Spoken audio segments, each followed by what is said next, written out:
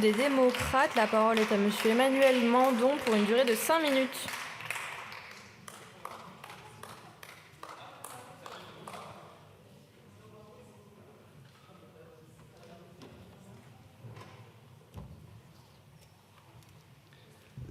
Madame la Présidente, Monsieur le Ministre, Monsieur le rapporteur général du budget, chers collègues, il faut enfin avoir le courage de rompre avec la facilité de la dette. Cette phrase n'est pas mienne, elle provient du rapport Pébro sur la dette publique, qui déjà en 2006 alertait sur les importants risques associés à notre niveau élevé d'endettement et sa dynamique d'évolution.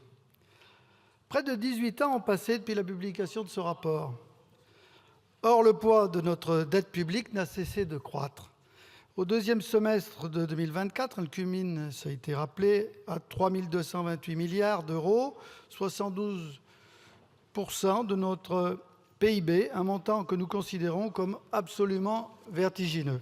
Je ne reviendrai pas sur le débat entre la bonne et la mauvaise dette, ouvert par notre président de la Commission des finances. Mais oui, l'endettement public est inévitable puisque nécessaire et souvent très utile pour investir, pour préparer l'avenir, l'innovation, les transitions écologiques, l'éducation. L'endettement a d'ailleurs permis très récemment de protéger notre économie et les Français face aux crises. Je pense à la crise sanitaire, puis aux effets de la crise énergétique. Et à la faveur de cette politique volontariste, nous affichons, je crois, une croissance encore robuste et l'inflation est désormais maîtrisée. Mais l'utilité de la dette ne doit pas nous dispenser de nous interroger sur le niveau de l'endettement public, fruit d'une succession de déficits budgétaires croissants, il faut le rappeler, pendant 50 ans, résultat d'une hausse de la dépense publique en déficit d'efficacité. Aujourd'hui, le poids de ce passé fait peser des risques sans précédent sur l'avenir de notre pays. Tout d'abord, si nous continuons dans cette trajectoire, l'action publique risque d'être durablement paralysée. Et en période de dégradation des conditions de financement, c'est la charge de la dette qui explose. Pour cette année 2024, elle représentera plus que le budget de la défense, devenant le premier poste de dépenses de l'État à l'horizon 2027. Et chaque euro dépensé, rappelons-le, pour payer les intérêts de la dette est un euro en moins pour investir dans l'avenir. Ces dizaines de milliards d'euros auraient pu servir pourtant à investir dans la transition écologique, dans l'amélioration de nos services publics, dans l'éducation de nos enfants ou encore dans la modernisation de nos armées, mais ils iront directement dans la poche de nos créanciers. Si nous poursuivons dans cette voie de l'endettement, véritable spirale, c'est notre souveraineté que nous mettons en jeu.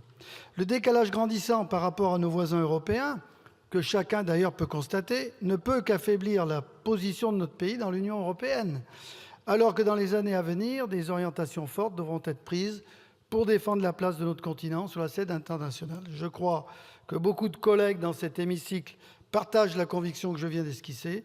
Si nous renonçons à maîtriser notre dette publique, nous renonçons à maîtriser le destin de notre pays. Cela est vrai pour les générations actuelles, mais plus encore pour les générations futures dont nous préemptons la capacité à décider pour elles-mêmes.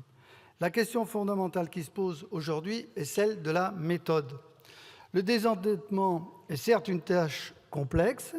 Il ne s'agit pas de basculer dans l'austérité, mais de trouver le juste équilibre, l'équilibre entre le sérieux budgétaire, le soutien à la croissance et la lutte contre les inégalités. Les débats budgétaires que nous aurons cette fin de semaine devraient nous permettre d'aborder cette question sur le plan pratique et, je l'espère, en responsabilité.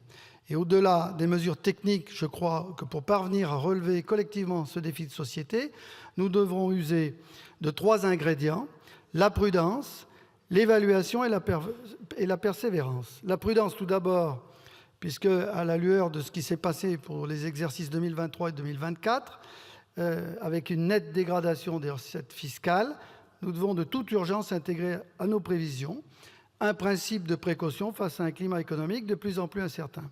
L'évaluation ensuite, les procédures d'évaluation des politiques publiques doivent devenir obligatoires de manière récurrente, notamment en matière d'investissement outil nécessaire. L'accès aux données publiques doit être facilité et le rôle d'évaluation du Parlement doit impérativement monter en puissance. Et la persévérance, enfin, face à l'ordre de grandeur des efforts à consentir, la bonne gestion des comptes publics se doit d'être au centre des préoccupations de toutes nos politiques publiques. Et pour y arriver, c'est tout un mode de fonctionnement qu'il faut collectivement bouleverser, car c'est en sortant durablement de la facilité de la dette publique que nous réussirons à assurer l'avenir de notre pays. Je vous remercie. Merci, Monsieur Mandon. Pour le groupe Horizon et Indépendants, la parole est à Madame Félicie